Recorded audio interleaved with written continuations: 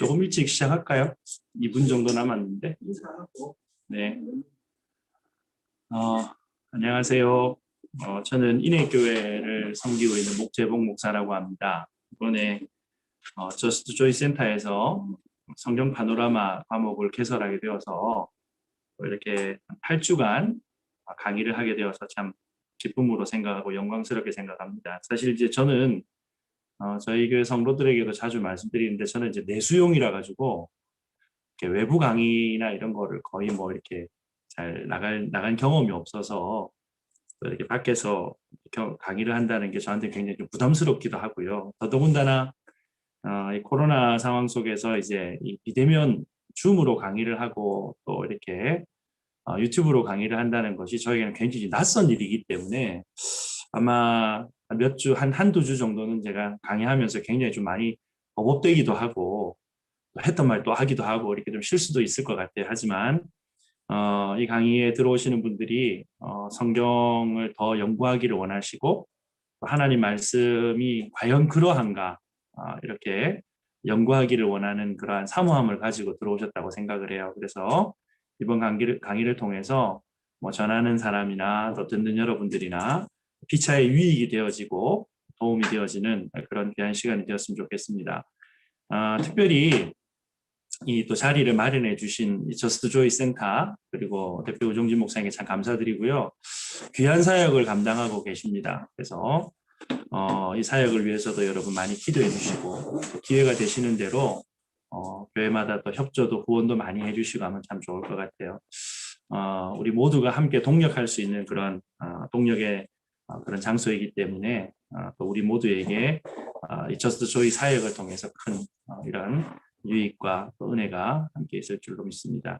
제가 이번에 강의를 하려고 하는 주제가요, 이 성경 파노라마라고 하는 주제인데요. 뭐 이거는 뭐 제가 만든 강의도 아니고요. 뭐 성경 연구하기를 이렇게 좀 성경 연구하는데 관심이 있거나 또 이렇게 공부를 하셨던 분들에게는 익숙한 그런 책일 거예요. 우리나라에 이 책이 소개된 것은 벌써 제가 알기로 한 30년 전에 이 책이 소개된 걸로 알고 있습니다. 테리 홀이라고 미국의 그 무디 성경학교라고 하는 아주 좋은 학교가 있죠. 그 학교에서 신입생들을 대상으로 성경의 어떤 개론이라고 할까요? 이런 그 성경이 어떤 책인가라고 하는 부분에 대해서 강의를 했던 테리 홀 교수님이 효과적으로 성경을 가르치기 위해서 만든 이 툴이 우리나라에 이제 한 30년 전에 책으로 들어왔었어요. 그래서 그때는 책 제목이 성경 종합 개론이라고 흑백으로 된 책이었습니다. 근데 몇 년 전에 규장 출판사에서 이 책의 판권을 사게 되고 안에 들어오는 모든 어떤 그런 일러스트까지도 다 자체적으로 제작을 해서 한 단계 더 업그레이드 된 그런 내용의 책을 만들어 주셨어요. 그래서 강의하기가 굉장히 좋고요. 여기 또 뭐 CD까지 다 포함이 되어 있기 때문에 개 교회에서 강의를 하기를 원하시는 분들도 아주 이렇게 수월하게 접근하셔서 강의를 하실 수 있는 것 같아요. 이 책의 뭐 내용들을 읽어보시면 뭐 우리가 잘 이해하게 되겠지만, 저는 이 책을 처음 접한 게 대학교 1학년 입학했을 때였어요. 저는 이제 고신대학교 신학과 입학을 했는데, 뭐 나름대로의 부르심과 소명이 있어서 이제 신학과로 입학을 했어요. 그런데 가만히 이렇게 생각을 해보니까 처음 교회 나갔을 때부터 시작해가지고 신학과 입학할 때까지 아무도 저에게 성경이 어떤 책인가, 그리고 성경을 어떻게 읽어야 되는가에 대해서 가르쳐 주셨던 분이 안 계신 것 같아요. 그러니까 성경을 제가 언제 받았냐면 제가 중학교 3학년 때 처음 교회를 나갔는데 신입반 4주 수료하고 나니까 성경책을 주시더라고요. 근데 요즘에는 성경책이 아주 멋지고 책이 이쁘게 잘 나오잖아요. 근데 제가 중학교 때까지만 해도 성경책이 아주 무섭게 생겼었어요. 일단 성경책 굉장히 두껍습니다. 낮잠 잘 때 목침으로 베개로 쓰기 아주 좋을 정도의 두껍게였고, 그리고 이 성경책의 세면이 빨간색으로 되어 있었어요. 굉장히 무서웠어요. 저는 그 불신 가정에서 자라나서 성경책을 본 적이 없었기 때문에 성경책 처음에 선물로 받았을 때 이게 무슨 선물이야? 이렇게 무서운 멀건색 색칠되어 있는 책을 주지? 근데 이제 성경책을 주시면서 무작정 읽으라는 거예요. 그리고 성경 읽기표까지 같이 주면서 성경을 읽으라고 하는데 성경을 많이 읽어가면 선생님 굉장히 칭찬을 해주셨고 성경을 한 장도 안 읽어가면 굉장히 야단을 치셨어요. 그러니까 왜 읽어야 되는지 성경이 어떤 책인지도 모르는데 무작정 읽어오라고 하시니까 굉장히 답답했죠. 나름대로 이제 저는 종교성이 열심히 뛰어난 사람이었기 때문에 나름대로 열심히 성경을 읽었던 것 같아요. 뭔지도 모르고. 그래서 처음 교회 나가고 한 넉 달, 5달 만에 성경을 일독을 했어요. 성경 일독을 했더니 초신자가 성경 일독을 이렇게 빨리 했다고 대단한 사람이 하나 이렇게 또 신앙생활 하게 된다면서 얼마나 또 주변에서 격려를 많이 해주시는지 성경책을 빨리 읽었다는 이유 때문에 아마 하나님께서 너를 목회자로 부르실 거야 라고 하는 얘기도 예수 믿고 1년이 안 돼서 들었던 것 같아요. 좌우지간 늘 제 마음 가운데 교회 나가니까 성경책을 주긴 주셨고 읽으라고는 하는데 성경이 어떤 책인지 또 왜 읽어야 되는지 어떻게 읽어야 되는지 가르쳐 주시는 분이 없었어요. 자, 그런 가운데 고신대학교 신학과 이제 가게 되어졌는데 학교에서도 뭐 성경 개론이라고 하는 과목이 있죠. 그런데 좀 굉장히 어려웠습니다. 네, 교수님들이 이렇게 뭐 성경 개론 얘기해 주시는데 성경을 창세기 저는 신학교 갈 때 기대가 그랬어요. 성경을 창세기 1장 1장부터 시작해가지고 1장 1절부터 시작해서 요한계시록까지 한 장 한 장 펴가면서 성경을 다 가르쳐 주실 거라는 기대를 가지고 신학교를 갔었는데 전혀 그렇지 않았어요. 뭐 이게 제가 신학과 나와가지고 이게 신학에 대해서 뭐 이렇게 좀 디스를 하는 것 같은데 이 신학과를 갔더니 뭐 성경 하나님 말씀이다라고 하는 뭐 그거는 얘기는 하지만 모두가 보니까 뭐 성경을 연구했던 어떤 신학자들의 어떤 이론을 가지고 계속 공부를 하더라고요. 그래서 제 마음에 굉장히 그런 목마름이 있었어요. 성경은 하나님의 말씀인데 왜 하나님 말씀 그대로 펴놓고 가르쳐 주진 않고 계속 뭐 어느 학자가 이렇게 얘기했다, 저런 학자가 이렇게 얘기를 했다, 그런 이론만 계속 배우지. 그래서 답답한 그런 마음이 있었는데 1학년 2학기 때인가 제가 다니던 모 교회의 선배가 저한테 이 도발적인 질문을 했습니다. 야, 너 신학과라며? 예, 신학과인데요. 너 성경 좀 많이 알겠네? 그래서 그 질문에 제가 무너졌어요. 성경을 제가 잘 모르더라고요. 많이 읽긴 읽었는데 잘 모르더라고요. 이 선배가 야, 너 신학과라고 하면서 성경도 모르고 그래가지고 무슨 신학 공부를 해? 나하고 같이 성경 공부하자 그러시는 거예요. 그래서 제가 참 존경하는 선배였기 때문에 그 선배님에게 제가 1대1로 성경을 배울 수 있었던 기회가 주어졌는데 그때 그 선배님께서 교재로 가져와셔서 오셔가지고 가르쳐 주셨던 그 교재가 바로 이 테리 홀의 성경종합개관이라는 책이었어요. 그때부터 제가 이 책을 읽으면서 성경이 이런 책이구나. 성경의 처음부터 끝이 이런 내용으로 이루어져 있구나. 이런 것들을 감을 잡게 되어졌고 나름대로 이제 그렇게 하면서 성경을 읽는 어떤 뭐 저만의 방법들을 이렇게 배워갈 수 있는데 또 이렇게 뭐라 그럴까요? 하나의 틀을 잡는데 굉장히 도움을 많이 받았던 책이 테리 홀의 성경 파노라마입니다.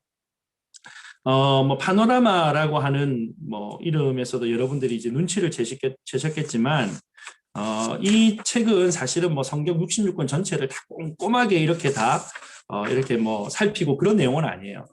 다만 이 성경 파노라마는 성경의 어떤 골격이 어떻게 자여져 있는가, 구조와 어떤 틀을 이렇게 살피고 머릿속에 이미지로 집어넣는 아주 효과적인 탁월한 그런 교재라고 생각을 합니다.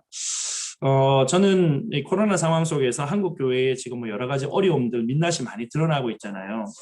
그 중에 제일 우리가 이 코로나 상황을 맞이하면서 회복해야 될 어떤 신앙의 가치 중에 하나가 정말 우리의 신앙이 하나님의 말씀에 뿌리를 내리고 그것에 기초한 신앙인가라고 하는 것을 되돌아봐야 되는 그러한 기회를 하나님께서 우리에게 주셨다고 생각해요.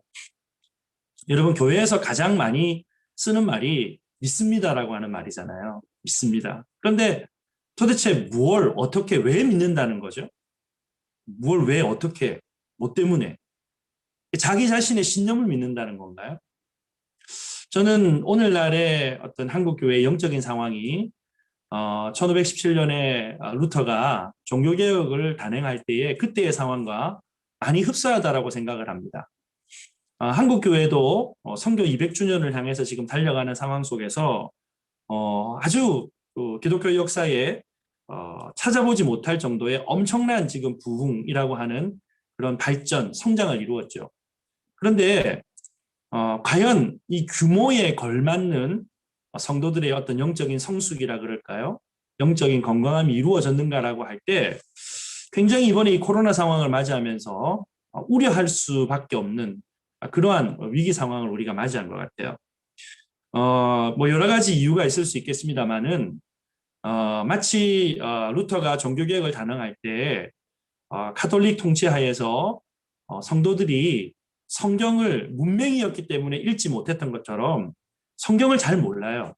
어떻게 읽어야 될지도 알지 못하고 루터 당시에 이 성경은 라틴어로 기록이 되어져 있었기 때문에 이미 라틴어는 죽은 언어였고 가톨릭의 사제들과 수도사들만이 읽을 수 있고 연구할 수 있는 그런 책이었잖아요. 일종의 금서와 같은 거였어요. 그래서 사제에 의해서 선포되어지는 말씀에 대하여서 이 말씀이 정말 하나님의 말씀에 근거해서 옳은 것인가, 그것을 듣는 청중들의 입장에서는 그걸 분별할 방법이 없었던 거예요. 그래서 중세의 타락은 결국 하나님의 말씀을 소수의 사제들이 독점해 버렸기 때문에 일어난 그런 타락이라고 이야기들을 하는데, 루터가 이 모든 성경은 모든 사람들의 언어로 이해되어져야 된다라고 해서 루터가 했던 일 가운데 가장 위대한 업적은 자국어였던 독일어로 성경을 번역했다는 거 아니겠어요?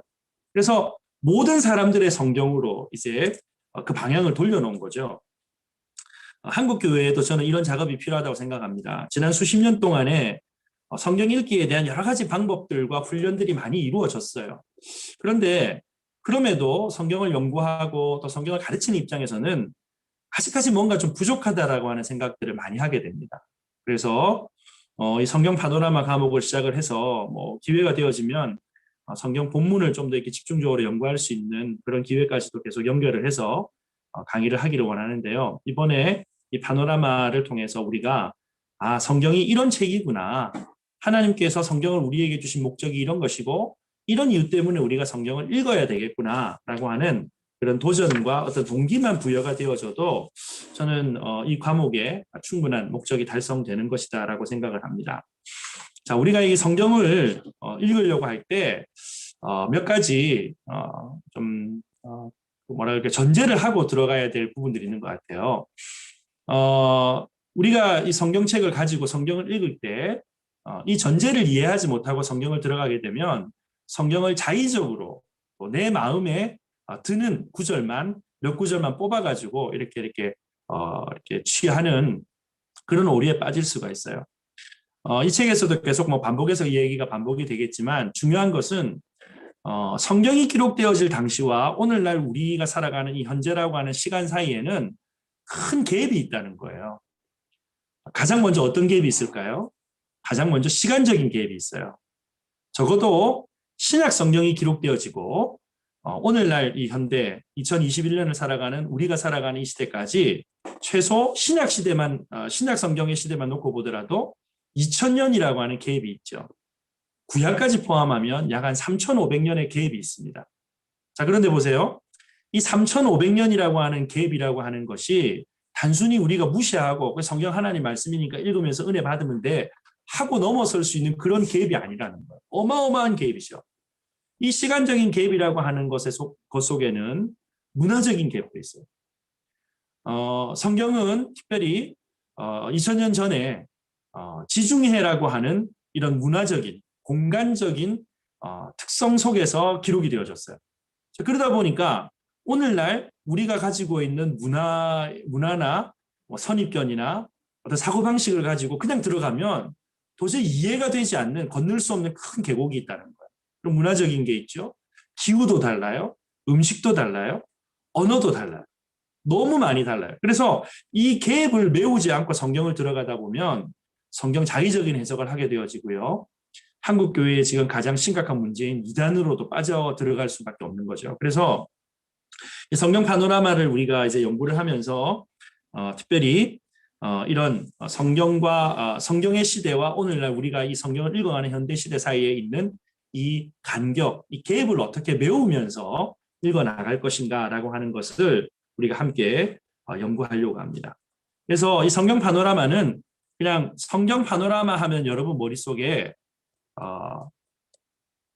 뼈대 세우기라고 하는 뼈대라고 하는 것.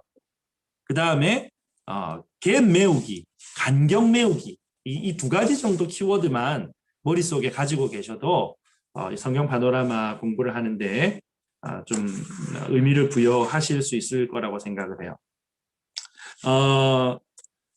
여러분들 혹시 이 퍼즐 맞추기 게임을 해보셨는지 모르겠어요. 제가 이 퍼즐 맞추기 한 것 중에서 가장 피스 수가 많았던 것이 거의 한 2,000피스 정도 되어지는 퍼즐을 맞췄던 적이 있어요. 거의 한 일주일 걸렸던 것 같아요. 2,000피스 가지고 이제 맞추는데요.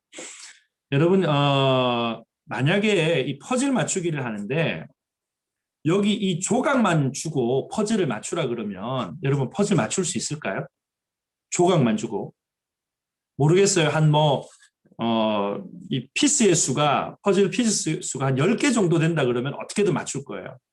그런데 한 4, 50개 넘어가면 이 조각만 가지고는 거의 맞추기가 어려워요. 제가 말씀드렸던 한 2,000개 정도 되어지는 피스 가지고 퍼즐 맞추는데 이 피스만 던져주고 2,000개 맞추라 그러면 글쎄요, 뭐 1년 가도 평생 가도 못 맞출지도 모르겠어요. 그런데 이 피스를 맞추는 데 있어서 가장 빠른 방법은 뭐냐면요. 피스가 다 연결되어졌을 때의 전체 그림을 보면 피스 맞출 수 있어요. 이게 무슨 말이냐면 우리가 성경을 읽을 때도 전체적인 성경에 대한 골격과 그림을 가지고 성경을 들어가는 것과 그런 그림 없이 성경을 읽기 위해서 들어가는 것과 엄청난 차이가 있다는 거예요. 엄청난 차이가 있다는 거예요. 여러분, 우리가 교회에서 신앙생활 하다 보면 이런저런 성경에 관한 이야기들을 많이 듣죠. 많이 들어요. 그래서 성경에 대해서 우리가 꿰고 있는 얘기들이 굉장히 많을 거예요. 제가 이제 교회에서 주일학교도 오랫동안 가르치고 청년들도 가르치고 장년 성도들도 이렇게 가르치고 하면서 한 가지 내린 결론이 뭐냐면 성도들이 성경에 대해서 아는 수준은 목사님이 설교하는 설교의 본문의 수준을 뛰어넘지 못한다는 것을 제가 깨닫게 됐어요. 근데 문제는 뭐냐면 한국 교회의 목회자들이 설교를 하실 때 그렇지 않은 분들도 계시겠지만 거의 편중되어진 본문을 갖고 설교해요. 거의 편중되어진 설교. 여러분 요즘에는 이렇게 강해 설교를 해서 성경 전체 이렇게 평생도록 설교하시는 목사님들이 그래도 좀 많이 계시는 편이지만 여러분 저는 소선지서 이렇게 시리즈 설교하시는 분들 거의 본 적 없는 것 같고요. 거의 이제 신약 들어오면은 사복음서 설교 많이 하지만 사도행전만 되어져도 강해로 이렇게 1장부터 28장까지 전체적으로 설교하는 경우가 거의 없어요. 그러다 보니까 성도들이 이 성경에 나오는 단편적인 에피소드 하나하나는 다 알고 있어요. 그런데 여러분 우리말 속담에 구슬이 서말이라도 꿰어야 보배라 그러잖아요. 이걸 꿰지를 못하니까 전부 어떠냐면 앞서 말씀드린 것처럼 이런 성경이라고 하는 큰 그림의 조각조각 피스는 가지고 있는데 이걸 꿰어 맞추지를 못하는 거죠. 전체적인 그림을 알지를 못해요. 그러다 보니까 성경이 전체적으로 하나님의 말씀인 성경이 우리에게 주시고자 하는 큰 이야기가 뭔가, 소위 말하는 큰 빅스토리가 뭔가라고 하는 걸 잘 몰라요. 그리고 내가 이해할 수 있고 내가 듣고 싶은 성경 말씀만 이렇게 뭐라 그럴까요? 편식하듯이 들으려고 하는 그런 이제 경향들이 있다는 거예요. 그래서 우리가 이 성경 파노라마 과목을 통해서 성경의 전체적인 맥락을 이해하면서 이제 읽는 방법들을 우리가 이제 배워 나가려고 합니다. 특별히 우리가 이 성경을 이번에 그 파노라마를 통해서 읽는다고 할 때 이 두 가지 성경에 대한 접근법을 이해하시면 좋을 것 같아요. 하나는 종합적인 접근과 두 번째 분석적인 접근이라고 하는 두 가지 성경을 연구하는 접근 방법을 가지고 들어갈 필요가 있어요. 여러분이 분석이라고 하는 건 우리에게 익숙한 PBS, 개인 성경 공부나 그룹 성경 공부나 작게는 매일매일 큐티하는 큐티 이런 부분들이 분석적으로 성경을 연구하는 방법이라고 이해할 수 있을 것 같아요. 이렇게 분석적으로 하는 부분들은 일단 굉장히 재밌습니다. 보면 이렇게 성경의 단어 하나 또 구절 하나 가지고 연구를 하기 때문에 재미는 있어요. 그런데 종합이라고 하는 전체적인 틀을 바라보면서 성경을 들어가지 못하면 그 단편적인 어떤 그 성경의 메시지 하나에 이렇게 그 좁은 안목으로 이렇게 성경을 바라볼 수밖에 없다는 거죠. 그래서 성경이라고 하는 책을 놓고 볼 때 마치 비행기를 타고 여러분 조금만 올라가면 전체 지형이 한눈에 쫙 하고 다 들어오잖아요. 네, 그런 것처럼 어떤 종합적인 그런 관점에서 성경을 바라볼 필요가 있다라고 하는 거예요. 그래서 이거 뭐 설명하는 것보다 이 그림을 보시면 아마 좀 더 이해가 될 것 같아요. 남미에 가면 페루인가요, 칠레인가요? 제가 나라 이름 정확히 기억하지 않는데 나스카라고 하는 지역에 이런 그 문양들이 있어요. 이게 뭐 그 외계인들이 만들었다, 뭐 UFO 착륙지다, 뭐 이런 말들도 있는데요. 여기 보면 뭐 거미 모양도 있고 새 모양도 있고 여러 가지 모양이 있어요. 그런데 이런 문양들이요, 땅 위에서 걸어가거나 차를 타고 가면 그냥 돌담 쌓여진 것처럼 돌무더기가 있을 뿐이에요. 이게 전체적으로 어떤 그림인지를 알 수가 없어요. 그런데 비행기를 타고 조금만 올라가면, 아니면 고도가 높은 산이나 언덕에 올라가면 이것이 이렇게 생겨 먹었구나, 요런 모양이구나라고 하는 것이 전체적으로 보여진다는 거죠. 그래서 성경을 우리가 대할 때 이러한 전체적인 어떤 조망의 관점을 가지고 성경을 이해할 필요가 있다라고 하는 것입니다. 마치 이것은 무엇과 같냐면요, 우리가 이렇게 뭐 지금 코로나 때문에 외국 여행을 자주 나가지 못하는데 외국 여행을 우리가 나가게 되면 보통 이제 뭐 가이드 투어를 하는 경우도 있고, 아니면은 뭐 여러 가지 그 지역을 이렇게 그 관광하는 방법들이 있지 않겠어요? 제일 쉬운 건 사실 가이드 투어예요. 뭐 가이드 따라다니기만 하면 되는 거죠. 그런데 가이드 투어 하면요, 나중에 갔다 와서 자기가 어디 갔다 왔는지 잘 몰라요. 기억도 나지 않고. 저는 뭐 개인적인 여담을 말씀드리면, 청년 사역을 하면서 뭐 유럽이나 뭐 이스라엘이나 터키 같은 지역을 청년들을 제가 직접 인솔해 가지고 가이드 없이 제가 전체적으로 이렇게 인솔해서 다녀온 경험들이 있어요. 그런데 요즘에 이 컴퓨터 인터넷이 워낙 발달하다 보니까 구글 스트리트라고 하는 이 툴을 이용하면요, 현장에 가지 않아도 현장에 제가 직접 가 있는 것과 같은 그런 흡사한 경험을 하게 돼요. 저는 이 구글 스트리트를 이용해 가지고 어떻게 하냐면 그 지역의 어떤 골목길 하나하나, 그 다음에 차를 어디다가 주차를 할 수 있는지, 어느 경로로 가는 게 제일 이제 뭐 경로를 빨리 이동할 수 있는지, 이런 것들을 머릿속에 다 계산을 하고 가거든요. 실제로 그렇게 가보면 뭐 거의 변수가 별로 없어요. 미리 보고 갔기 때문에. 그러니까 우리가 성경에 대하여서 전체적인 조망, 파노라마적인 그런 관점을 가지고 성경을 들어가면 성경이라고 하는 이 미로와 같은 터널 속에서 헤매이지 않는다는 거, 길을 바로 찾아갈 수 있다는 것이죠. 그래서 우리가 성경을 연구한다고 할 때 보통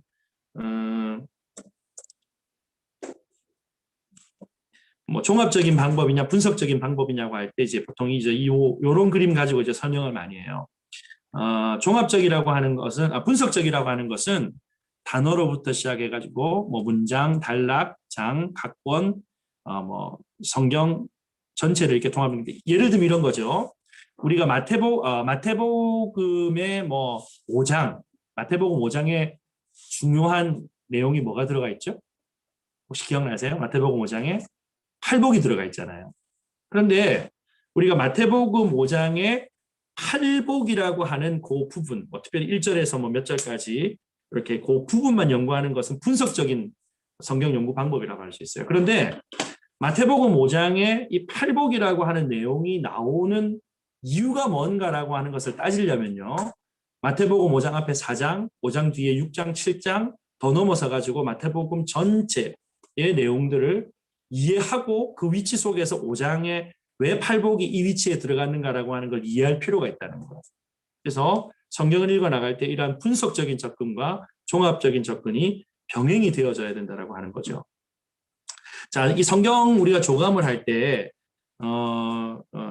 우리가 그러면 성경 조감이라고 하는 것을 어떤 틀을 가지고 성경을 조감을 할 것이냐, 성경 전체를 어떻게 우리가 한눈에 이렇게 쫙 들여다볼 수 있을까? 역사라고 하는, 시간이라고 하는 이 틀 위에다가 성경 각본들을 세팅을 해보자는 거예요. 여러분, 성경은 인간의 역사 가운데 시간 속에 이루어진 하나님의 일들이잖아요. 그러니까 역사 시간이라고 하는 것과 성경 하나님의 말씀을 분리해서 생각할 수가 없는 거예요.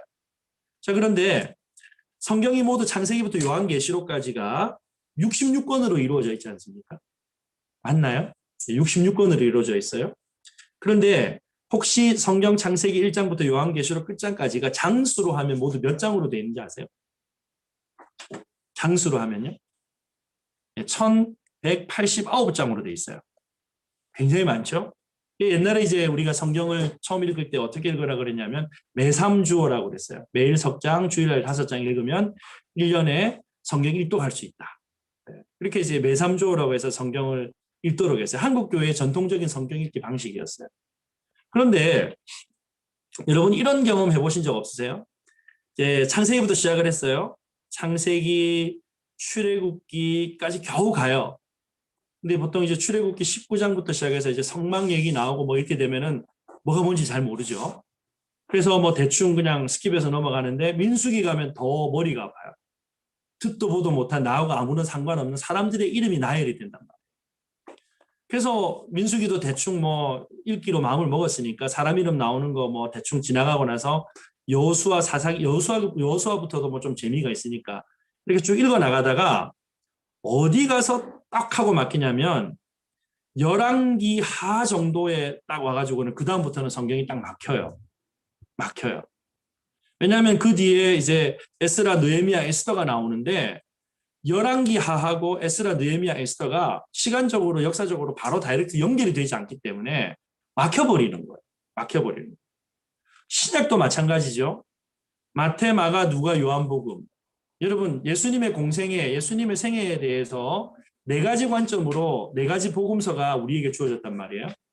그러다 보니까 마태복음에서는 이렇게 기록되어졌는데 마가, 누가에서는 좀 다르고 요한복음은 또 완전히 다르고 왜 그런가 가르쳐주는 사람 없이 그냥 무작정 읽으라 그러니까 꾸역꾸역 읽어요. 사도행전까지도 역사라고 하는 시간 흐름 속에서 가니까 읽어내요. 그런데 사도행전 딱 끝나고 나서 보면 그 다음에 이제 로마서가 딱 튀어나오는데 거기서도 막히는 거예요. 왜 막히느냐? 성경이 역사적인 흐름, 시간 속에서 흘러간다라고 하는 것을 이해하지 못하고 그저 성경 속에 주어지는 내가 이해할 수 있고 내가 받아들일 수 있고 내 이해와 지식의 수준 속에서만 성경을 읽으려고 하니까 도막도막으로 다 끊어져 버리는 거예요. 그래서 이 성경 파노라마 과목에서는 특별히 66권 중에서 역사, 시간의 큰 틀을 구조로 짜주고 있는 중요한 그 16권의 성경이 있어요. 16권의 성경. 그래서 이 16권의 성경을 이렇게 틀로 세우는 거예요. 성경 파노라마 아까 뼈대 세운다 그랬잖아요. 뼈대. 이 뼈대가 뭐냐면 이 16권이 어떤 흐름 속에서 이루어져 가는가 이 뼈대를 세우고 나머지 그 성경들을 이 뼈대 속에 이 위치, 이 성경이 이렇게 연결이 되어지는구나 라고 하는 것을 연결시켜서 붙이는 거예요. 자, 이걸 어떻게 좀 설명을 하면 좋을까? 이렇게 이해를 하면 좋을 것 같아요. 그 우리나라의 장편 소설 가운데 가장 긴 소설이 태백산맥이라고 하는 소설이 있고 아리랑이라고 하는 그런 소설도 있고 어마어마한 분량의 소설들이 있단 말이에요. 또 뭐 외국에서 나온 소설 중에는 왕자의 게임 뭐 이런 소설책 그 책을 읽어보면 이게 뭐 스토리가 너무 길다 보니까 작가도 중간에 헷갈려 가지고는 거기 뭐 이렇게 뭐라 그러죠 그 매니아들한테 이 등장인물이 앞에 어떻게 연결됐지 뭐 자문 구해가면서 쓴다는 얘기들도 들었어요. 저희 집 아이들이 일본 애니메이션 좋아하는데 원피스라고 하는 이런 애니메이션 같은 경우도 스토리가 너무 길게 연결이 되다 보니까 작가가 길을 잃었다. 그래가지고 뭐 중간에 보면은 뭐 전혀 터무니없는 뭐 스토리들이 나오고 한다고 하는데 우리가 소설을 읽든 영화를 보든 간에 중요한 것은 그 소설의 역사적인 배경, 어떤 시대적인 상황과 배경에서 이 소설이 쓰여졌는가라고 하는 배경 연구가 굉장히 중요하거든요. 이 성경 파노라마 과목에서 왜 이렇게 역사의 뜰, 뼈대라고 하는 걸 중요하냐면 하나님의 말씀인 성경이 주어질 때 어떤 어떤 맨땅에 그냥 던져진 것이 아니라는 거예요. 이스라엘 백성 혹은 성경에 나타나는 이 성경의 1차 독자들이 주어져 있는, 그들이 처해 있는 특수한 역사적인 상황과 형편 속에서 하나님의 말씀이 주어졌다는 거죠. 그러니까 이들이 처해 있는 역사적인 환경 상황 속으로 우리가 들어가지 않으면 그 말씀이 왜 이렇게 주어졌는지, 왜 하나님께서 이 백성들에게 이렇게 진노하시는지 이해할 방법이 없는 거예요. 이해할 방법이 없는 거예요. 그래서 이 역사적인 뼈대를 창세기부터 요한계시록까지 쭉 세워놓고 성경 각 권을 연결하는 작업이 굉장히 중요하다는 거예요. 그래서 여러분, 아까 제가 성경 파노라마 할 때 두 가지 키워드를 기억하시라 그랬잖아요. 뼈대라고 하는 것과 갭이라고 하는 것. 그래서 뼈대를 세우는 것이 왜 중요하냐면 이 갭을 넘어설 수 있는 방법이 역사적인 틀, 뼈대를 세워놓고 성경을 연결하는 것이기 때문이죠. 그래서 66권이 굉장히 복잡한 것 같지만 역사서의 전체 흐름이 연결되어지는 책은 16권 속에 다 성경이 연결되어진다는 거예요. 그런데 여러분, 사실 이 16권 속에서 우리가 성경 전체를 이해할 수 있고 이것이 압축되어져 있다는 것이 하나님께서 인간을 향한 큰 배려라고 하는 것을 우리가 성경을 읽어나가면서 또 확인할 수 있게 되어집니다. 요한복음 21장 25절에 보면 예수의 행하신 일이 이외에도 많으니 만일 낱낱이 기록된다면 이 세상이라도 이 기록된 책을 두기에 부족하다라고 요한이 밝힌 바가 있죠. 여러분, 요즘에 이런저런 그 코로나 상황에서 학자들이, 과학자들이, 특별히 의학자들이 논문들 많이 발표하잖아요. 그런데 보니까 세균 하나, 바이러스 하나 요만한 거 가지고 연구를 하는데 7,000페이지, 8,000페이지짜리 연구 논문이 나온다라고 얘기를 해요. 그런데 여러분, 하나님께서 우리 피조 세계를 어떻게 창조하셨는가? 여러분, 이거를 학자들의 논문과 같이 일일이 다 기록한다 그러면 여러분 그 내용이 얼마나 방대하겠어요. 그죠? 그리고 하나님께서 죄인을 구원하기 위해서 친히 인간이 되셨다. 여러분, 이거 어떻게 우리가 이해할 수 있는 내용인가요? 이 미스터리잖아요. 근데 이거를 하나님께서 인간이 이해할 수 있는 수준으로 인간의 언어로 또 인간의 이성이 충분히 받아들일 수 있고 수납할 수 있는 분량으로 압축해서 우리에게 주셨다는 거예요. 그러니까 하나님의 말씀은 인간이 이해하지 못하는 어떤 신비한 언어로 쓰여진 것이 아니고요. 영적인 체험을 통해서만 이해할 수 있는 것이 아니고요. 인간이 듣고 이해할 수 있는 인간의 언어로 인간의 역사 속에 인간의 문화 속에 하나님께서 우리에게 주셨다는 거예요. 그러니까 이게 하나님의 말씀이 우리에게 주어졌다는 것이 얼마나 큰 은혜인가라고 하는 것을 우리가 또 성경을 통해서 읽어나갈 수 있고 또 이해할 수 있는 하나의 큰 그러한 어떤 은혜가 아닌가라고 하는 생각을 해봅니다. 자, 우리가 성경을 읽어나가면서 이런 관점 속에서 우리가 성경을 좀 이해할 필요가 있을 것 같아요. 우리가 오늘 현재라고 하는 시간 속에서 성경이 창조에서부터 요한계시록의 완성을 향해서 쭉 나가는데 오늘 이 현재에 하나님께서 이 하나님의 말씀을 통해서 주시는 의미들이 있다는 거죠. 하나님의 뜻이 있다는 거죠. 그래서 성경을 읽어나가면서 세상을 이해할 수 있는 관점, 오늘 하나님께서 나를 이 시대에 하나님의 백성으로서 살게 하신 이유와 목적이 무엇인가, 압축되어져 있는 하나님의 말씀을 통해서 우리가 확인해 나가는 것이 성경을 우리에게 주신 큰 유익이라고 생각을 합니다. 자, 우리가 이 성경 파노라마라고 하는 책을 통해서 우리가 얻게 되는 몇 가지 유익들, 이런 것들도 이 책에 나와 있는데 제가 책 소개를 제가 빼먹고 지나간 것 같네요. 기독교 서점에 가시면 규장 출판사에서 나오는 성경 파노라마라는 책이 있습니다. 그래서 이 책을 좀 개인적으로 구입하시면 좋겠고요. 사실은 강의만 듣는 걸로 충분하다라고 하시면 굳이 책은 꼭 없으셔도 상관없지만 그래도 책을 좀 구입을 하시면 제가 중간중간에 몇 페이지 보세요, 몇 페이지 보세요 하면서 이렇게 말씀을 드릴 거기 때문에 다음 시간부터는 이제 책을 좀 준비하시면 좋을 것 같아요. 우리가 이 성경 파노라마를 하면서 이 성경 파노라마를 내 걸로 만드는 가장 좋은 방법이 있어요. 뭐냐면 이 강의를 들으시고 사실은 이 책 안에 PPT 자료가 다 들어있기 때문에 얼마든지 내가 누군가에게 이 책의 내용을 강의할 수 있어요. 가르칠 수 있어요. 그래서 성경 파노라마를 내 것으로 만들 수 있는, 그리고 아까 말씀드렸던 것처럼 전체적인 이 성경의 뼈대, 골격을 내 머릿속으로 집어넣고 성경을 이해할 수 있는 틀을 잡는 거는요. 내가 이 내용을 누군가에게 가르쳐 보는 거예요. 그래서 성경 파노라마 내용을 좀 집에서나 뭐 아이들에게나 또 뭐 교회의 초신자들, 뭐 목사님 허락받고 이렇게 막 가르쳐 보고 하는 것도 일단은 내가 성경을 또 이해하는 데 있어서 한 단계 더 진일보할 수 있는 또 하나의 방법이 아닌가라고 생각을 합니다.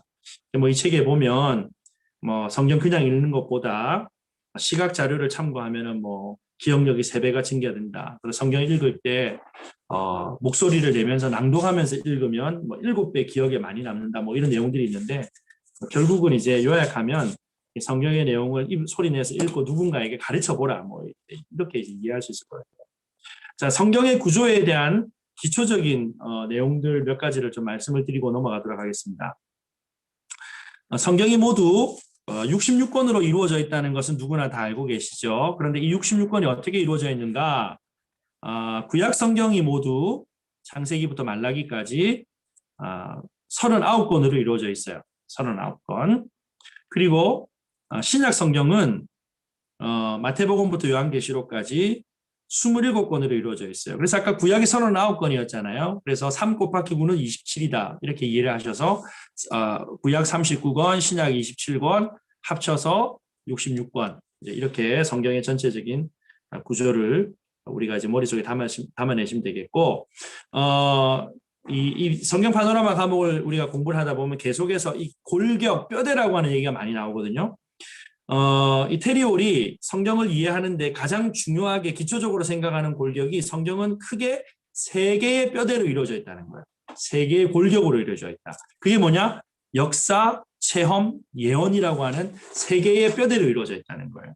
역사, 체험, 예언이라고 하는 것은 이 파노라마 하면서 계속 반복되어져서 나올 겁니다. 그래서 뒤에서 보면 진도가 나가다 보면 역사에 해당되어지는 성경, 그 다음에 체험에 해당되어지는 성경, 예언에 해당되어지는 성경 이렇게 해가지고 구약과 신약을 또 이렇게 구조를 세분해서 설명을 하고 있어요. 굉장히 이제 재밌게 되어지는데, 자 여기 보시면 구약과 신약의 역사의 큰 메인스트림으로 흘러가는 성경은 아까 제가 22권이라고 그랬잖아요. 구약의 17권, 신약의 5권 있어요. 그래서 이 22권 안에 부속적으로 참 이 성경의 구조가 이 테리올이 분석을 잘한 것 같아요. 이 구조 속에 인간 개개인의 체험과 관계되어지는 성경, 그리고 예언과 관계되어지는 성경이 이 22권 안에 특별히 구약의 17권, 신약의 5권인데 구약 17권 밑에 몇 권이 들어가냐면 22권이 들어가요. 그 다음에 신약 5권 밑에 체험과 예언되어지는 것이 22권이 들어가요. 그렇게 해서 이 성경이 22, 22, 22 이런 식으로 이렇게 세 도막으로 나눠진다는 거예요. 그래서 우리가 이제 성경을 이해할 때 이런 구조, 머릿속에 이미지를 가지고 이해를 하면 좀 더 쉽게 이제 성경을 접근을 할 수 있을 것 같아요. 그리고 우리가 뭐 이야기는 여러분들이 잘 아시는 이야기죠. 성경 전체를 한 문장으로 이해를 하자면 성경은 His story다. 하나님의 이야기다. 역사란 무엇이냐? 하나님의 이야기다. 그분의 이야기다. 그래서 His story라고 하잖아요. 그래서 성경 66권 전체가 그분의 이야기, 하나님의 이야기로 이루어져 있다라고 하는 것입니다. 앞에 요거 하나 빠뜨린 게 있어서, 자, 그럼 구약 17권은 어떻게 이루어져 있는가? 보면 창세기부터 시작해 가지고요. 에스더까지가 역사예요, 역사. 역사의 메인스트림으로 쭉 흘러간다는 거예요. 신약은 어떻게 될까요? 마태복음부터 사도행전까지.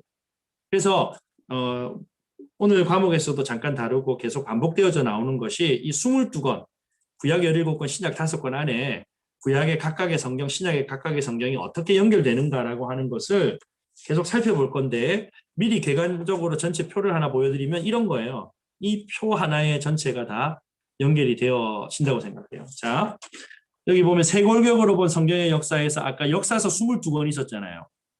역사서 22권을 이렇게 쭉 펼쳐 놓는 거예요.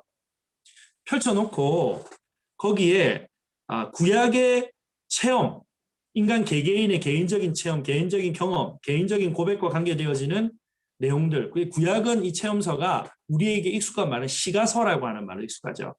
그게 5권이 있어요. 구약은 욥기, 시편, 잠언, 전도, 아가서 이 5권이 시가서잖아요. 근데 이제 욥기는 시대적으로 구약학자들이 창세기의 족장 시대에 쓰여졌다라고 보거든요. 그래서 욥기를 이해할 때 욥기의 배경은 아브라함과 동시대라고 이해를 하고 욥기를 읽으면 된다는 거예요. 그 다음에 시편, 여러분 시편 하면 누가 딱 떠오르죠? 다윗이 떠오르잖아요. 그러니까 다윗의 시대와 연관이 깊어요. 그러면 구약의 17권의 역사서 가운데 다윗과 가장 집중되어져서 연결되어져 있는 성경이 사무엘상 하잖아요. 그래서 우리가 시편을 읽을 때도 사무엘상 하에서 다윗의 체험, 다윗의 경험과 연결시켜서 읽으면 시편의 내용들이 더 효과적으로 이해가 되어진다는 거죠. 그 다음에 잠언은 누구의 잠언입니까? 솔로몬이잖아요. 그러니까 솔로몬 시대가 구약의 역사서 가운데 열왕기 상이잖아요. 그죠? 그 다음에 솔로몬이 기록한 시가서가 잠언 말고 2권이 더 있죠. 전도서와 아가서잖아요. 그래서 이걸 이제 열왕기 상이라고 하는 배경 속에서 읽어 나가면 된다는 거예요. 이런 식으로 이제 역사를 연결하고 구약의 모든 예언서들은 열왕기 하부터 시작해 가지고 에스더까지 연결이 되어져. 거기 다 갖다 붙어요. 그래서 이 역사서들을 우리가 이해를 할 때 호로전 역사, 호로기 역사, 호로후 역사 하는데 그 너무 복잡하니까 열왕기 하에서부터 에스더까지 구약의 대소선지서들이 다 이 그룹 안에 들어간다라고 하는 그 그림만 머릿속에 이미지로 여러분 남기시면 될 것 같아요. 구체적인 내용은 이제 뒤에 강의가 이제 진행되면서 시작이 될 거고요. 신약의 역사서는 5권이었잖아요. 마태마가, 누가, 요한, 사도행전. 그런데 사도행전 뒤에 나오는 로마서부터 시작해가지고 거의 대부분의 사도 바울과 베드로 또 뭐 야고보 같은 이런 이들이 쓴 서신서, 편지글들은 다 거의 사도행전의 역사와 또 이렇게 역사적으로 상황적으로 매치업이 된다는 거예요. 그래서 이렇게 이제 한 카테고리가 연결되어진다는 것입니다. 그래서 여러분이 책에 보시면 이 그림이 또 잘 나와 있어요. 잘 나와 있고 또 뭐 필요하시면 제가 요 그림만 또 따로 뭐 이렇게 카톡으로 또 공유를 해드리도록 하겠습니다. 그래서 요 그림 한 장만 있으면 사실 성경 전체의 골격이 머릿속에 들어올 수가 있는 그런 내용이고요. 나중에 이제 제가 이 성경 파노라마 과목 끝나고 나면 이제 익스프레스라고 하는 과목이 있고 그 다음에 통성경 읽기라고 하는 과목이 있고 그다음에 어성경 과목까지 이렇게 집중적으로 가는데 나중에 이제 이 과목이 익숙해지면 어떻게 되냐면 요 그림 하나 놓고 뭐 1시간이면 1시간, 뭐 일주일이면 일주일 강의를 할 수가 있어요. 요 그림 하나만 머릿속에 들어와 있으면 이 그림 하나가 전체적인 골격이 딱 되어져 가지고 성경의 어떤 개론 강의를 할 수가 있다는 거예요. 그래서 이 그림이 굉장히 중요합니다. 그래서 성경 전체의 구조가 이렇게 되어져 있구나. 마치 뭐와 같냐면 사람 몸을 해부학적으로 이렇게 딱 단순화시켜서 보는 것처럼 볼 수 있는 그림이라고 생각해요. 그래서 이 그림 중요한 내용들 여러분 이해하시면 좋겠고요. 자, 제가 이 그림을 기준으로 해가지고 아까 말씀드렸던 이 22권의 뼈대를 가지고 성경의 역사를 한번 요약을 해서 말씀을 드리도록 하겠습니다. 성경 역사를 요약하는 데 있어서 제일 좋은 방법은 저는 뭐 다른 것보다도 지도를 두고 이야기를 하면 제일 좋을 것 같아요. 자, 하나님께서 세상을 창조하셨습니다. 정확하게 에덴 동산의 위치가 어딘지는 알지 못하지만 대충 여기 어디가 어딜까? 아닐까라고 생각을 해요. 왜냐하면 성경에 창세기에 에덴 동산이 4강이 발원하는 곳이라고 되어져 있었고 그 강 중에 2강의 이름은 오늘날 그 강이 위치한 곳이 어디인지를 대충 알 수 있어요. 그래서 구약을 연구한 학자들이 에덴 동산의 위치가 어디냐? 유브라데와 티그리스 강 사이에 어디가 아니었을까라고 이제 생각을 합니다. 그래서 창세기 이야기는 이제 여기서 시작이 되어지는 거죠. 하나님께서 세상을 창조하셨어요. 그런데 인간 스스로 하나님은 하나님이시고 인간은 인간이다라고 하는 것을 상징적으로 이미지로 보여주는 것이 성과학을 알게 하는 나무 열매잖아요. 그런데 스스로 이 나무를 범함으로 스스로 하나님 되어지려고 하는 이런 죄의 타락 때문에 스스로 타락하죠. 이 타락이라고 하는 인간 스스로 하나님이 되려고 하는 높아지려고 하는 그러한 인간의 죄성의 가장 클라이막스가 나타나는 곳이 어디냐면 창세기 11장의 바벨탑 사건입니다. 바벨탑 사건. 여러분 그 창세기 11장의 내용을 보시면 그들이 스스로 이르기를 우리가 흩어짐을 면하자. 이 말에는 뭐냐면 하나님께서 홍수를 주셔가지고 우리를 심판하셨을 때 우리는 어쩔 수 없이 당할 수밖에 없었지만 우리가 가지고 있는 어떤 이성과 우리가 가지고 있는 모든 과학기술들을 모아가지고 우리가 이 탑을 하늘에 닿기까지 쌓아버리면 홍수가 나도 우리는 흩어지지 않는다는 거예요. 그러니까 인간 스스로 하나님 되어지겠다라고 하는 인간의 교만함, 죄성이 가장 극적으로 드라마틱하게 나타난 것이 창세기 11장의 바벨탑 사건이죠. 그래서 하나님께서 홍수 이후에 바벨탑 사건을 통하여서 이 인간을 온 땅으로 흩어놓으십니다. 그리고 하나님께서 이 인간을 향한 구원의 계획을 갈대아 우르라고 하는 한 지역에서부터 시작을 하십니다. 아브라함으로부터 시작을 하세요. 그런데 하나님께서 약속하신 새로운 땅 가나안이라고 하는 곳으로 이주시키는 것으로 하나님의 계획이 시작이 되어집니다. 하나님의 나라는 우리가 보통 뭐 나라라고 할 때 영토와 국민과 주권이라고 하는 것으로 설명을 하잖아요. 그래서 하나님의 법에 의하여서 다스려지는 하나님의 나라를 새롭게 시작하시겠다는 것. 그것이 가나안 땅에서 아브라함이라고 하는 한 믿음의 조상을 통해서 이루어지는 것이죠. 그래서 이 가나안 땅에서 아브라함, 이삭, 야곱이라고 하는 세 명의 족장과 관계되어진 스토리가 창세기와 출애굽기의 시작까지가 연결이 되어지는 것이죠. 그래서 하나님께서 큰 무리, 아브라함에게 주셨던 큰 민족이라고 하는 이 민족을 이루시기 위하여서 이스라엘 백성들을 애굽으로 잠깐 옮기십니다. 그래서 400년가량 애굽에서 큰 민족을 이루고 나서 아브라함에게 주셨던 그 약속을 이루기 위해서 이배굽 이후에 다시 이 백성들을 400년 만에 다시 가나안 땅으로 옮기시는 이 역사를 이루어 가시죠. 그래서 사실은 이 백성이 약속의 땅 가나안으로 가기 전에 이 광야에서 엄청난 방황을 하지 않습니까? 그 방황의 역사가 출애굽기, 민수기, 신명기에까지 기록이 되어져 있죠. 드디어 하나님께서 약속하신 그대로 모세의 인도 아래 이 광야를 빠져나와서 결국 여호수아에 의해서 약속의 땅으로 들어가게 됩니다. 원래 히브리 민족에게는 왕이 없었어요. 그런데 간헐적으로 하나님의 말씀으로 하나님의 나라가 다스려진다라고 하는 것을 보여주는 사사들에 의해서 나라가 다스려지는 시기가 있었죠. 그리고 사무엘을 마지막으로 해서 14명의 사사시대가 끝을 내게 되어지고 마침내 왕정이 시작되어집니다. 그런데 이스라엘 나라의 왕정은 이스라엘 나라 주변에 있는 고대 근동 국가의 어떤 왕정과는 전혀 달랐어요. 이스라엘 나라의 왕은 역할이 무엇이냐면 무력과 권력을 가지고 백성을 지배하는 것이 아니라 하나님이 어떤 왕인가라고 하는 것을 나타내 보여주는 상징적인 왕, 이상적인 왕의 역할을 감당해야 되는 거였어요. 자, 그런데 이 왕정이 사울로부터 시작되어지고 다윗, 솔로몬으로 왕위에 오르게 되어지죠. 그런데 솔로몬이 죽은 이후에 이스라엘 나라가 남과 북으로 나눠지게 되어져요. 그래서 북쪽 나라를 이스라엘이라고 하고 남쪽 나라를 유다라고 하잖아요. 북쪽 이스라엘은 솔로몬 이후에 19명의 악한 왕들에 의하여서 다스림을 받다가 북쪽에 아수르라고 하는 제국에 의해서 멸망을 당합니다.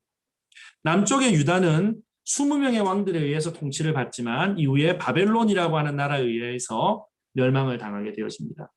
그런데 하나님께서 다윗에게 주셨던 다윗 왕가의 왕조의 약속을 지키기 위하여서 결국 이 바벨론 이후에 페르시아라고 하는 나라가 일어나면서 붙잡혀갔던 이 바벨론 땅에서 70년 만에 돌아오는 역사가 일어나게 되어지죠. 이때 에스라와 느헤미야라고 하는 지도자들이 백성을 이끌고 고향으로 귀환을 하게 되어집니다. 다 돌아온 게 아니었어요. 바사 땅에 남아있는 하나님의 백성들, 그 남아있는 하나님의 백성들을 하나님께서 여전히 돌보고 지키신다라고 하는 것을 나타내기 위해서 에스더라고 하는 한 인물을 중심으로 하나님께서 그 백성을 어떻게 지키고 돌보시는가라고 하는 역사가 일어납니다. 그리고 이 에스더서 이후에 약 400년간의 침묵기가 일어나게 됩니다. 하나님께서 어떤 선지자도 보내지 않으시고 침묵하시는 시간이 이제 이어지는 것이죠. 400년 침묵기 이후에 하나님께서 약속하신 대로 광야에서 외치는 자의 소리로 메시아가 오실 길을 예비하는 세례 요한이 등장을 하게 됩니다. 그래서 이 세례 요한의 등장으로 말미암아서 새 시대가 임하게 되어지는 거죠. 그래서 예수님이 등장을 하십니다. 자, 이 신약의 역사 가운데 하늘의 천사들이 하늘이 열려지고 세례 요한과 예수님의 출생을 준비를 하는 거예요. 요즘에 우리 교회에서 제가 이제 마가복음 끝나고 누가복음 새벽기도 설교를 하고 있는데요. 설교 준비하면서 이제 그런 생각을 해봤어요. 그 예수님의 그 성육신 탄생이 일어날 때 하나님께서 세례 요한을 먼저 준비하시잖아요.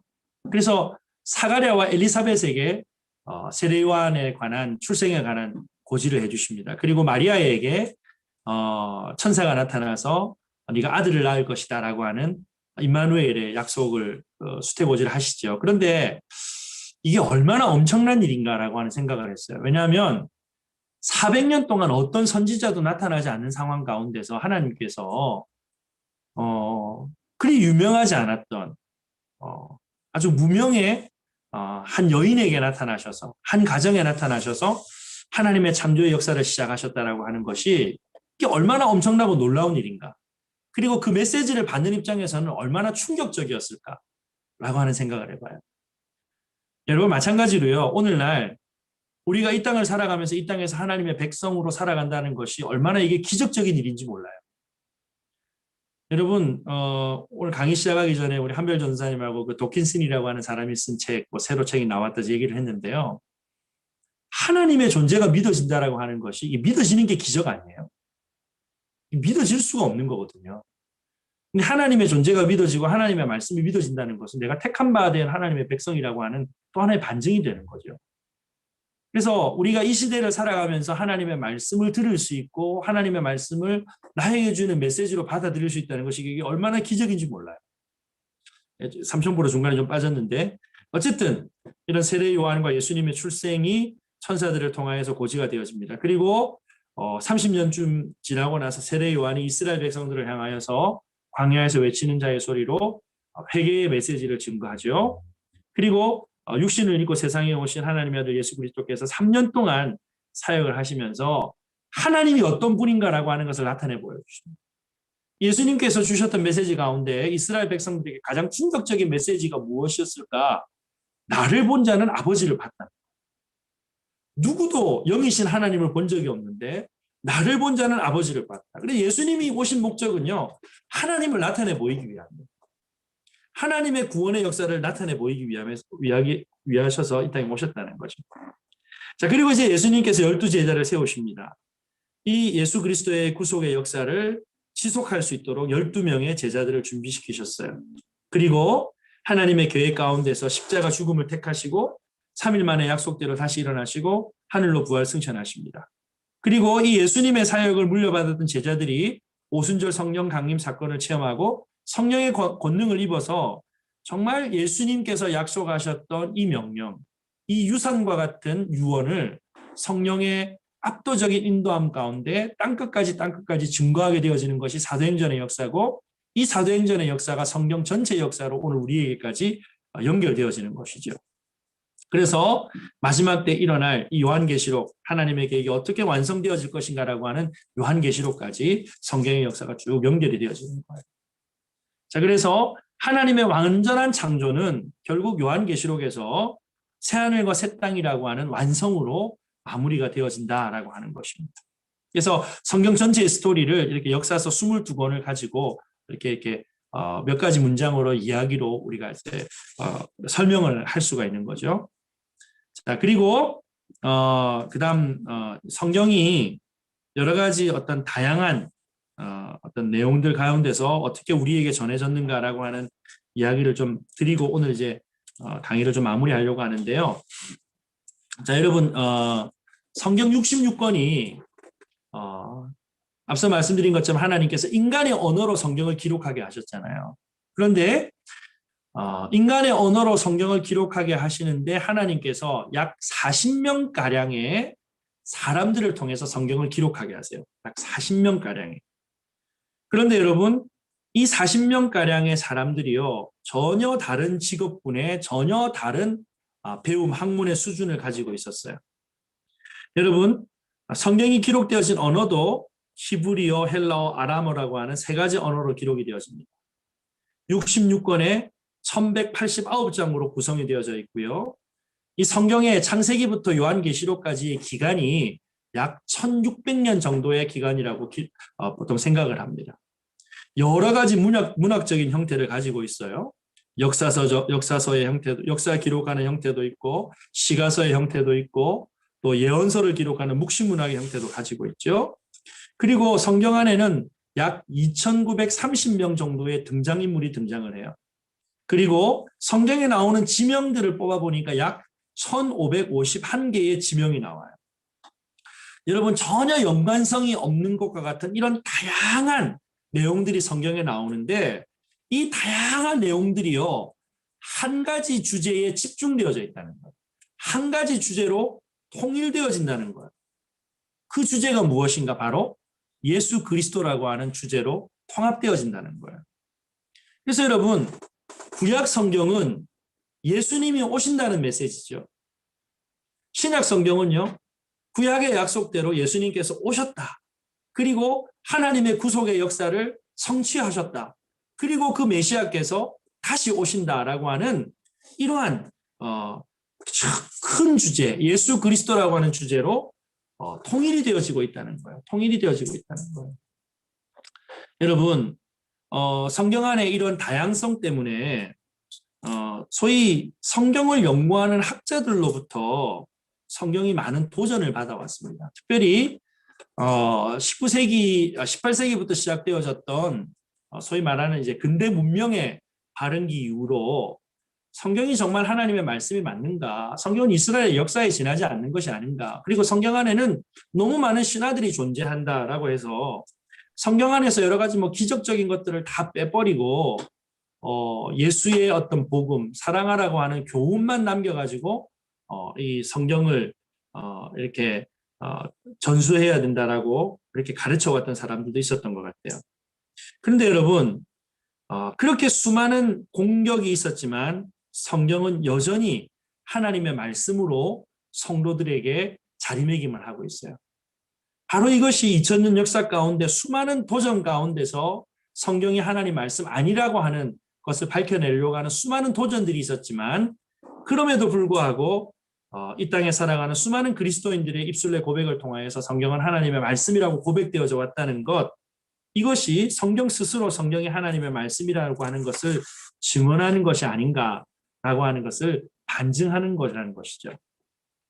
자, 여기까지 이제 우리가 성경의 어떤 다양성과 통일성에 대해서 우리가 이해를 할 수 있는 내용들이라고 말씀드릴 수 있어요. 자, 그러면 우리가 이 성경을 통해서 어떤 하나님의 큰 뜻을 발견을 해야 될 것인가, 이 도표를 가지고 이해를 할 수 있을 것 같습니다. 여러분, 이 땅의 모든 종교들은요, 사실 이 땅의 모든 종교들은 이 화살표의 방향을 좀 주목하실 필요가 있는데, 다시요. 자, 이 땅에 있는 모든 종교들은 인간의 노력과 공로와 어떤 율법 준수를 통해서 하나님께 나아가려고 하는 과정이에요. 그죠? 여러분, 세상의 모든 종교들은 한마디로 말하면 율법 종교라고 할 수 있어요. 이러한 율법의 내용들을 준수하면 신에게 도달할 수 있다. 혹은 신의 뜻을 이룰 수 있다. 혹은 신의 능력을 내가 공유받을 수 있다. 라고 하는 이런 종교관을 갖고 있잖아요. 그래서 이 땅에 존재하는 모든 종교들은 어떤 면에서 율법 종교라고 할 수 있어요. 그들의 경전이 있고 또 나름대로 여러 가지 율법 어떤 종교적인 체계가 있겠지만, 그런데 여러분, 기독교는 종교가 아니에요. 기독교는 종교가 아니에요. 왜? 인간의 노력으로 하나님께 도달할 수 없다라고 성경은 말씀하고 있어요. 그죠? 그리고 여러분, 성경에 나타나는 창세기 아담과 하와로부터 시작해서 나오는 모든 인물들을 연구를 해보면요, 하나 공통점이 있는데, 그들 스스로 하나님을 찾으려고 노력하지 않아요. 하나님께서 죄인을 향해서 찾아오시는 거예요. 첫사람 아담과 하와가 범죄했을 때 하나님께서 아담과 하와를 찾아오시잖아요. 아브라함에게 찾아오시잖아요. 그죠? 범죄에서 멸망하여서 바벨론으로 포로로 잡혀간 이스라엘 백성들에게 에스겔을 통하여서 다니엘을 통하여서 찾아오시잖아요. 그죠? 신약에 와서도 예수님께서 구약의 그 약속대로 인간이 되사 인간의 역사 속으로 찾아오시잖아요. 그죠? 하나님께서 죄인을 찾아오신다라고 하는 것을 가장 상징적으로 보여주는 장면이 저는 요한복음 4장에 예수님께서 수가성 여인을 만나시는 장면이라고 생각해요. 여러분, 이 수가성 여인이 아마도 사마리아 지역에 있었던 사마리아 오경의 영향 가운데서 끊임없이 메시아를 갈망하는 그런 어떤 갈망이 있었던 것 같아요. 어디에서 하나님을 예배해야 되는가라고 하는 것을 찾았다는 것은 어떻게 해야 하나님을 만날 수 있습니까라고 하는데 큰 관심을 가지고 살았다는 거 아니겠어요? 굉장히 종교적인 여인이었어요. 그런데 여러분, 예수님께서 여기에서도 말고 어디에서도 말고 오직 영과 진리로 하나님을 예배할 때가 온다라고 말씀합니다. 그러니까 하나님께서 인간의 역사 가운데 영과 진리로 임하시는 것만이 인간이 하나님을 만날 수 있는 유일한 방법이다. 그래서 하나님께서 인간의 역사 속으로 역사를 뚫고 역사를 통과하셔서 인간이 되셔서 오시는 역사. 여러분, 바로 이것이 기독교잖아요. 그러니까 기독교는 종교가 아니라 사실은 계시의 은혜가 담겨 있는 그런 신앙이죠. 그래서 우리가 이 성경을 읽어 나가면서 우리의 신앙이라고 하는 것이 구원을 얻기 위해서 열심히 애쓰고 노력하는 어떤 그런 애씀에 있는 것이 아니라 철저하게 하나님의 은혜를 우리가 수납하는 과정이 신앙이라고 하는 것을 우리는 깨닫게 되어집니다. 여러분, 성경은요, 어느 시대, 어떤 사람들도 이해할 수 있어요. 하지만 아무나 이해할 수는 없어요. 하나님의 택하심 가운데 성령의 조명함을 받은 하나님의 백성들이 이 성경의 말씀이 하나님의 말씀이라는 것을 깨닫게 되어지는 거예요. 그건 역시도 인간의 입장에서 아무리 우리가 성경을 깨우치고 알기 위해서 노력한다고 해도 이 성경을 깨우칠 수가 없어요. 성령의 조명 가운데서 하나님께서 이 계시를 통하여서 우리에게 주신 하나님의 말씀 가운데 성령의 조명, 비치심을 통해서 깨닫게 하실 때만 하나님의 말씀을 우리가 이해할 수 있는 거죠. 그래서 이것을 우리가 계시라고 하고요. 계시라고 하는 말은 감추었던 것을 열어 보여준다라고 하는 뜻을 갖고 있잖아요. 그러니까 우리가 성경을 읽을 때마다 계시의 말씀을 인간의 이성이나 인간의 어떤 노력으로 깨달을 수 없습니다. 진리의 영이신 성령님 우리에게 은혜를 베푸사 이 하나님의 말씀을 깨닫게 해주십시오라고 하는 계시 의존적인 믿음으로 성경 앞으로 나아갈 때, 성경을 읽을 때 하나님의 말씀의 원뜻이 우리에게 이해가 되어진다. 그리고 계시 의존적으로 우리가 하나님의 말씀 앞에 나아가게 되면요, 철저하게 내 인생의 주인이 내가 아니라고 하는 사실을 우리는 깨달을 수밖에 없어요. 하나님의 말씀의 단어 하나, 문자 하나, 문장 하나도 우리 스스로 깨달을 수 없는 존재라고 한다면 이 말씀이 하나님의 말씀, 왕 대신 하나님의 말씀이라고 할 때 그 왕의 말씀을 우리들을 하여금 깨닫게 하여 주시기를 원하는 그런 은혜를 의지하는 은혜에 의존하는 믿음만이 이 성경을 이해할 수 있는 길이 되는 것 아니겠어요? 그러니까 우리가 성경을 읽을 때마다 이 말씀은 하나님의 말씀입니다. 이 말씀은 왕의 말씀입니다. 왕의 말씀 앞에 내가 순종하고 부복하겠습니다라고 하는 믿음으로 성경을 대해야만 성경을 통해서 우리에게 말씀하시는 하나님의 메시지가 깨달아지고 이 성경을 통해서 우리 인생에 날마다 찾아오시는 하나님을 만날 수가 있다는 것입니다. 그래서 성경을 읽을 수 있다는 것이 가장 큰 은혜요, 복이라고 우리는 결론을 내릴 수가 있는 것이죠. 자, 오늘 1강 제가 이제 내용을 진행하면서 여러분 책도 가지지 않은 상태에서 제가 주저리 얘기하다 보니까 오늘 첫 시간이 좀 예열이 덜 된 상태에서 이제 하다 보니까 좀 실수도 많았고 그랬던 것 같은데요. 다음 시간부터 좀 더 구체적으로 이 내용들을 좀 살펴보면서 좀 더 우리가 갖고 있는 궁금증들도 풀어가면서 그렇게 이제 같이 이 책을 좀 공부하도록 하겠습니다. 혹시 질문이 있으신 분들은요, 제가 이제 그 카톡 내용 저 주소 공유해 드렸는데 거기로 이제 질문을 달아주셔도 좋고 또 어떤 내용들을 이렇게 메시지로 저에게 보내주시면 제가 답변할 수 있는 수준 내에서 이렇게 또 답변할 수 있도록 하겠습니다. 원래 1시간 반 강의인데 오늘은 첫 시간이고 또 오리엔테이션 내용이기 때문에 오늘 강의는 여기까지 하도록 하겠습니다. 수고하셨습니다.